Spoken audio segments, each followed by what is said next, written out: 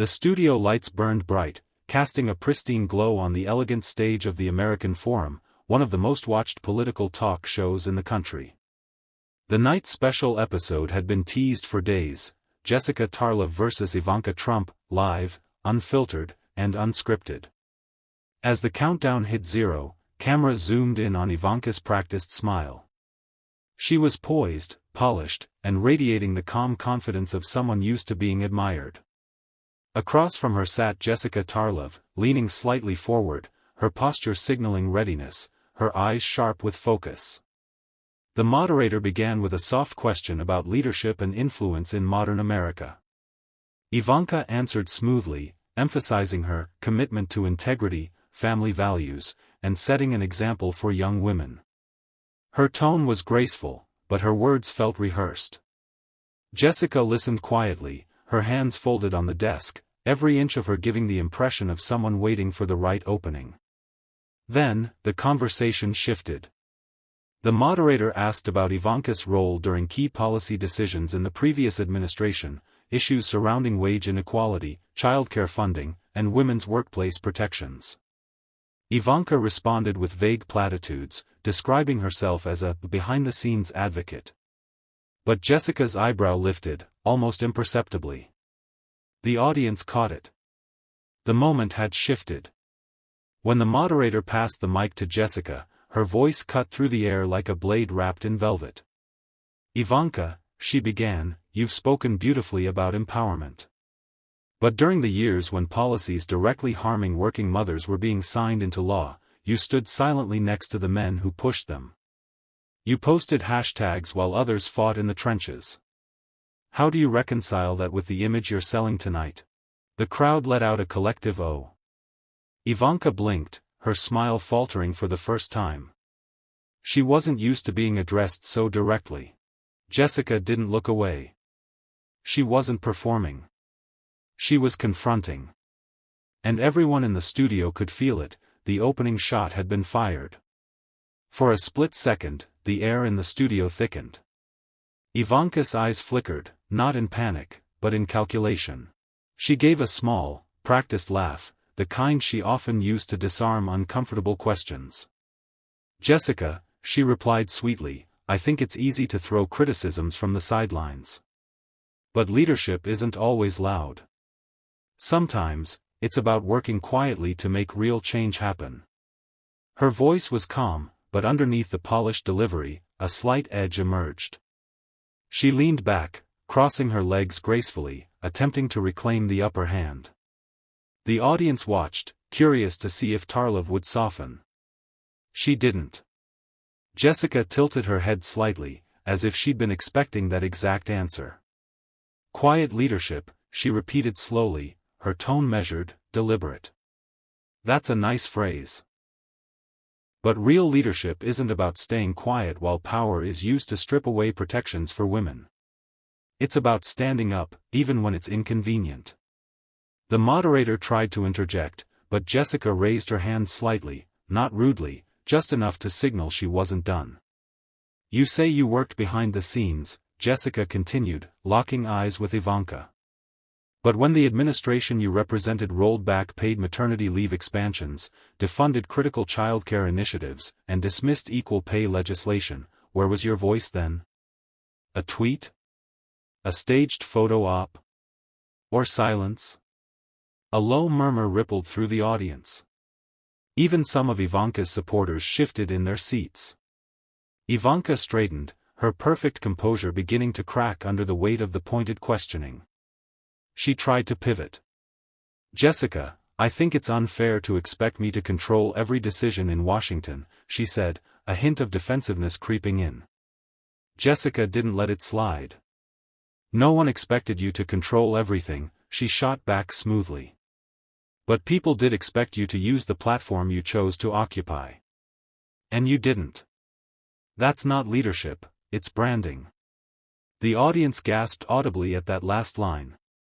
The moderator looked between them nervously, sensing that this wasn't just a debate, it was becoming a reckoning.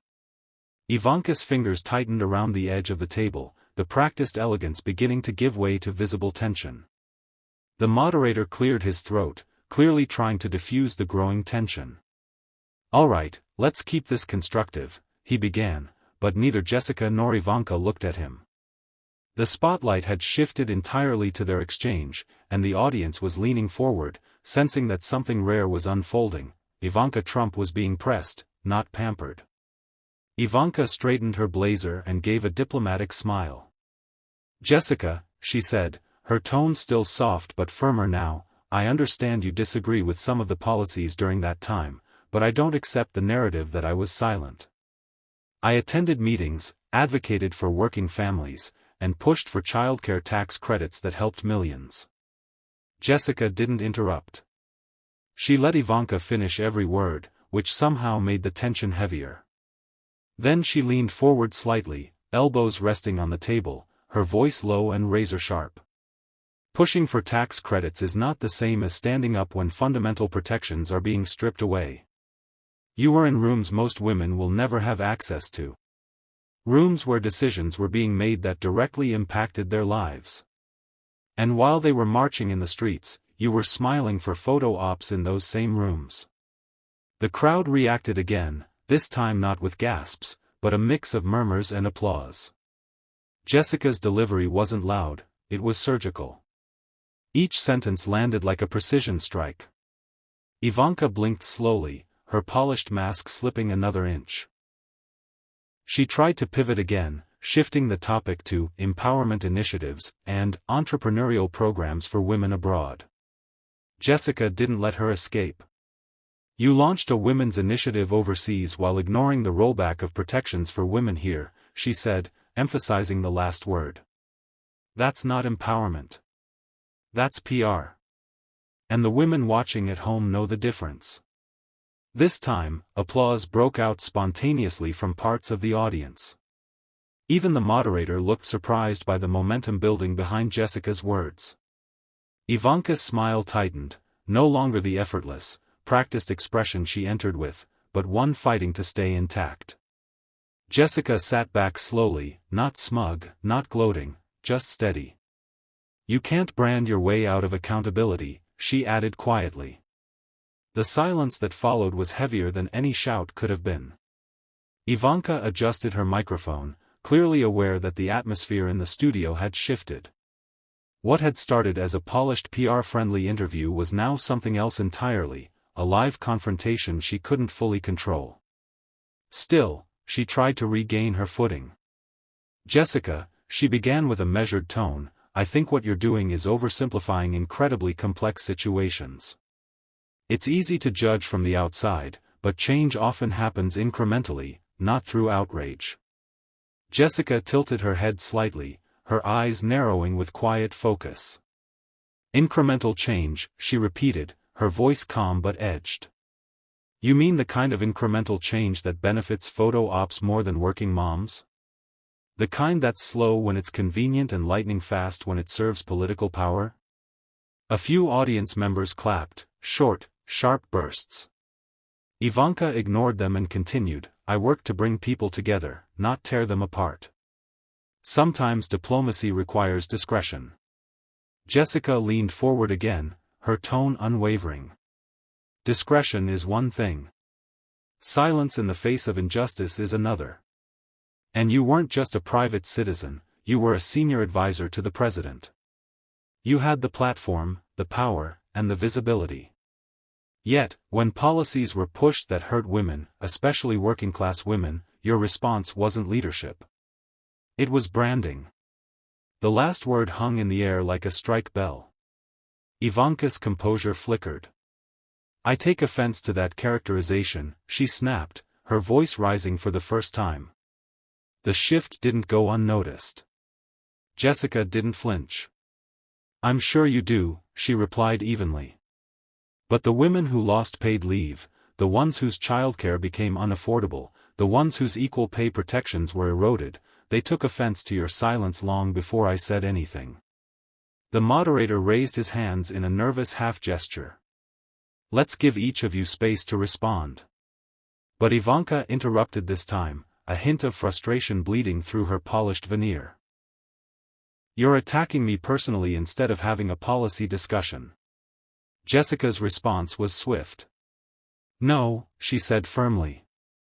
"I'm holding you accountable for the gap between the image you sell and the actions you take. That's not personal, that's public record." The studio broke into another round of applause. Ivanka's jaw tightened. She glanced toward the moderator as if searching for an exit, but the cameras were rolling, and the nation was watching. The studio lights grew hotter, as if amplifying the rising tension between the two women. Ivanka straightened her back, slipping into the confident posture that had carried her through countless interviews.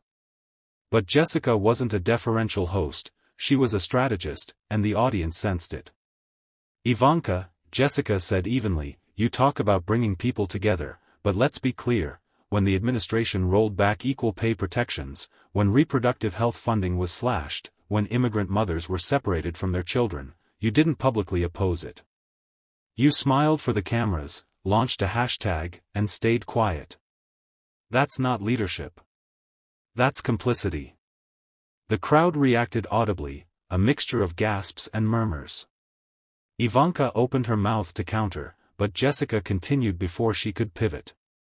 "You can't champion women's empowerment on Monday," Jessica pressed on, "and stand silently by policies that strip away their power on Tuesday.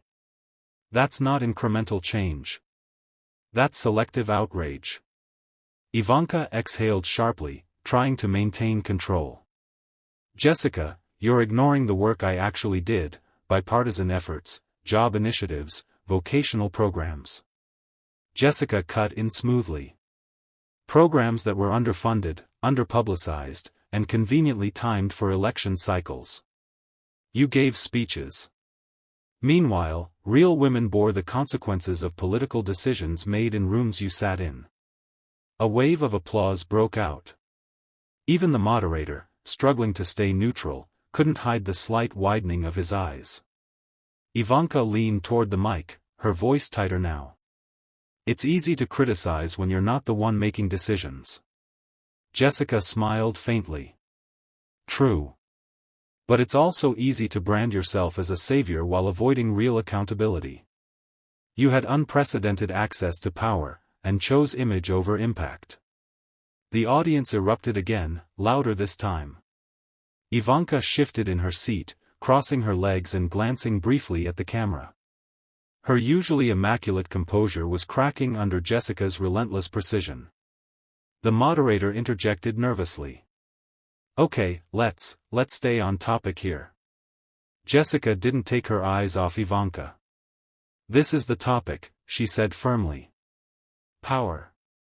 Responsibility. And the cost of silence." For the first time, Ivanka had no immediate response. The silence after Jessica's last words wasn't empty, it was electric. Every camera in the studio zoomed in tighter, capturing Ivanka's forced smile and the faint twitch at the corner of her mouth. She was used to admiration, even soft criticism. What she wasn't used to was someone refusing to be dazzled by her polish. Ivanka leaned forward, lacing her fingers on the table. "Jessica," she began slowly, as if regaining her footing, "I think you're overlooking the nuance required in leadership. It's not about making every fight public. Sometimes change happens behind the scenes." Jessica raised an eyebrow. "Behind the scenes," she echoed. "So, the rollback of protections for working women, the gutting of affordable childcare initiatives, the silence during critical moments for immigrant families, those were all part of some invisible master plan?" A few people in the audience chuckled under their breath. Ivanka frowned slightly, catching the shift. "I worked hard to build bridges," Ivanka continued, her voice hardening just a touch. "Change isn't about loud voices, it's about effective strategies." Jessica's reply came like a clean strike. "No, Ivanka. Change is about courage. And courage means standing up even when it's uncomfortable, especially when it's uncomfortable. Loud voices built every movement that ever mattered in this country. Civil rights. Women's rights. Workers' rights. None of those happened quietly behind the scenes." The audience erupted in applause. Ivanka's eyes flickered, not with anger exactly, but with the realization that she was no longer steering the narrative. She tried to pivot. "Well, I don't believe leadership should be reduced to soundbites," Ivanka said, straightening again. Jessica didn't miss a beat. "Neither do I," she shot back. "But when soundbites are all you offer while real people face real consequences, that's not leadership, that's marketing." The studio reaction was immediate: gasps, applause, even a whistle from somewhere in the back row. Ivanka pressed her lips together, clearly caught between doubling down and retreating. Jessica leaned in slightly, not aggressive, but unshakably confident. "You built a brand around empowerment. But when that brand was tested, you chose silence over substance. And America noticed." Ivanka's polished demeanor wavered again. The moderator's attempt to break the tension with a forced laugh fell flat. The story wasn't his to control anymore, it belonged to the confrontation unfolding live. The moderator cleared his throat, clearly sensing that things were escalating but powerless to redirect the energy. The studio audience was leaning forward in their seats, fully absorbed. What was supposed to be a polished conversation had turned into a high-stakes showdown, and Jessica had command of the room. Ivanka crossed her legs again, this time more deliberately, a classic move to reclaim composure. "Jessica," she said in a clipped, almost patronizing tone, "you're judging years of work based on selective examples and headlines. Real change doesn't happen overnight, and it certainly doesn't happen by tearing other women down." Jessica tilted her head slightly, a knowing smile playing at the corner of her lips. "Calling out hypocrisy isn't tearing women down," she replied firmly. "It's holding powerful people accountable.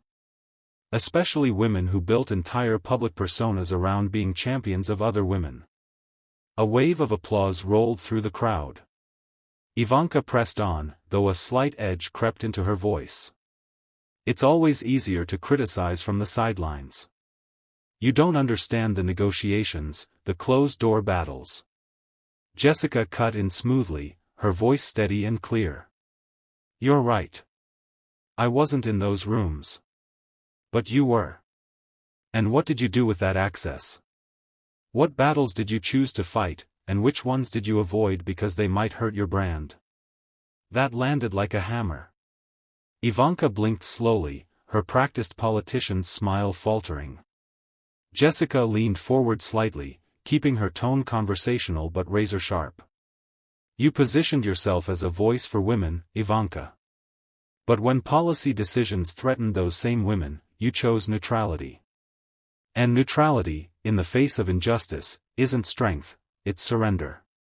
The audience reacted loudly this time, clapping, gasps, even a few cheers. Ivanka shifted uncomfortably in her seat, glancing toward the moderator as if for backup, but he simply looked down at his notes, clearly unwilling to intervene. Ivanka tried one last pivot. "I believe in constructive conversations, not personal attacks," she said stiffly. Jessica responded with a calm smile. "So do I. And this is constructive. Because accountability isn't an attack, it's the foundation of real leadership." The crowd erupted again. Ivanka's posture stiffened.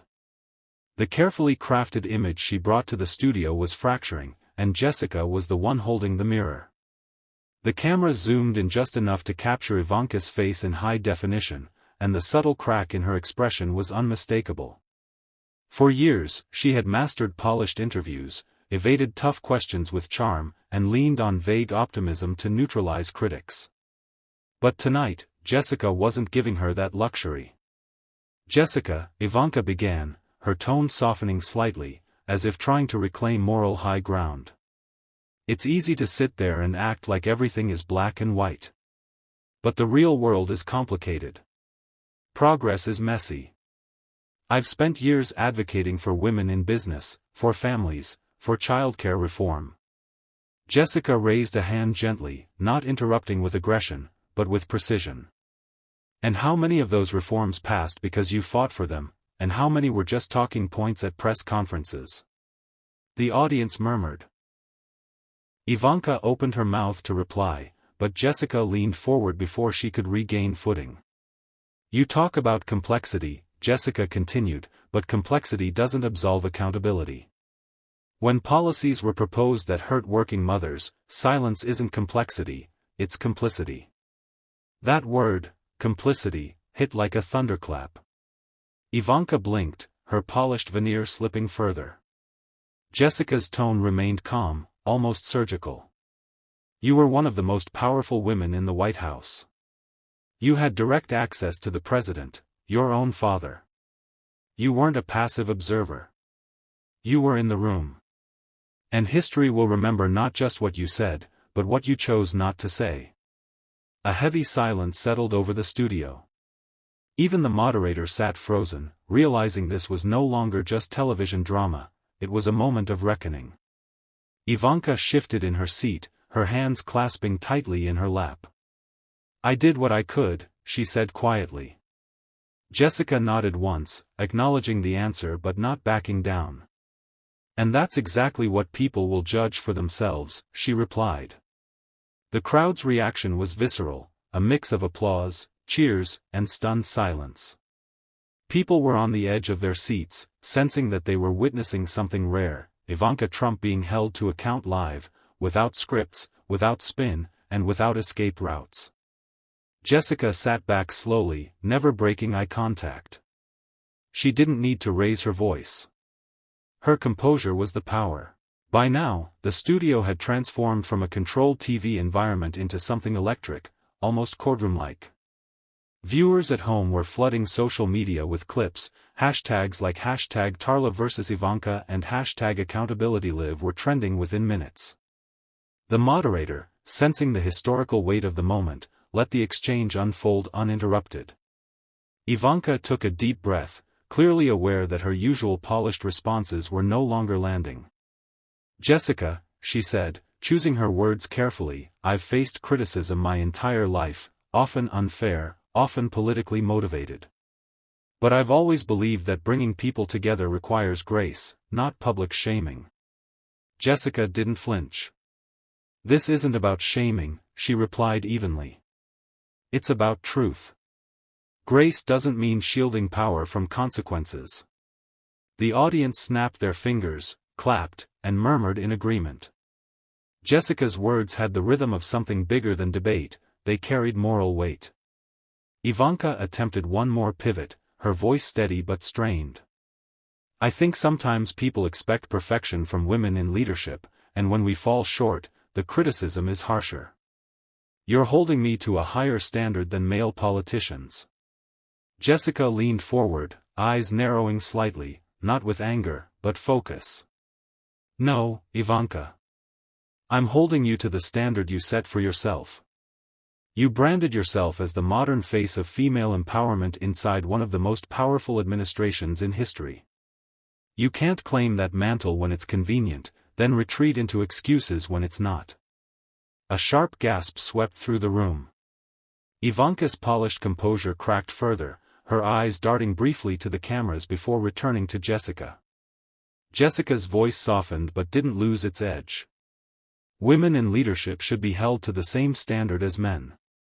But when you present yourself as a moral voice, expect accountability. That's not sexism. That's honesty. The applause that followed wasn't the polite kind, it was explosive. Even some of the production crew exchanged looks, as if acknowledging they were witnessing a viral moment in real time. Ivanka leaned back, visibly unsettled for the first time that night. Jessica's steady, articulate dismantling of her talking points wasn't just winning the debate, it was rewriting the power dynamic live on air. The light seemed a little brighter now, not because the studio had changed, but because every eye in the room was locked on Jessica. She sat upright, calm, and unshaken, while Ivanka's perfectly constructed image had begun to visibly falter. Even the camera operators instinctively focused tighter on their faces, capturing every flicker of expression. The moderator finally stepped in, his voice measured. We're almost out of time, but I think this conversation speaks to something larger. Accountability, power, and how leaders choose to use their platforms. Ivanka forced a smile, but it didn't reach her eyes. "I stand by my record," she said, her voice quieter now, almost defensive. "I've done my best to represent women's interests in a difficult environment." Jessica leaned forward slightly, her voice steady but infused with clarity. "Ivanka, doing your best matters. But when you choose to lead, your best isn't measured by comfort, it's measured by impact. And your silence, at key moments, spoke louder than any of your speeches." The crowd erupted. Applause, whistles, cheers, a wave of approval that Ivanka couldn't match with poise alone. She blinked rapidly, trying to steady herself, but the balance of power had shifted entirely. Jessica didn't gloat. She didn't need to. Her presence, her words, and the undeniable reaction from the audience were enough. She turned to the camera, her tone firm yet inviting. "If we want change, we have to stop accepting carefully curated narratives and start demanding truth, no matter who's telling the story." The line hit like a closing statement in a trial. Social media exploded instantly.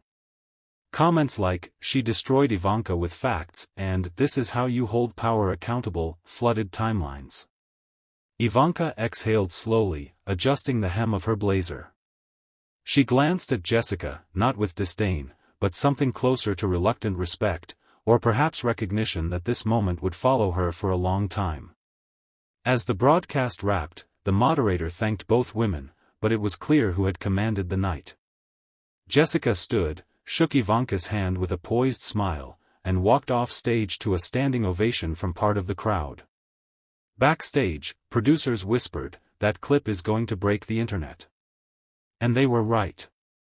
Within an hour, the exchange had been clipped, subtitled, and shared across platforms. Jessica Tarlov didn't just win a debate that night, she defined it. And that's exactly why conversations like this matter. When power meets accountability, the truth has a way of cutting through the noise. Tonight wasn't about politics, it was about honesty, courage, and refusing to let polished narratives go unchallenged. Jessica Tarlov stood firm, asked the questions that needed to be asked, and reminded everyone watching that leadership without accountability is just branding. If we want real change, it starts with demanding more, from our leaders, from our institutions, and from ourselves. This is what holding power to the fire looks like. And judging by the reaction tonight, people are ready for it.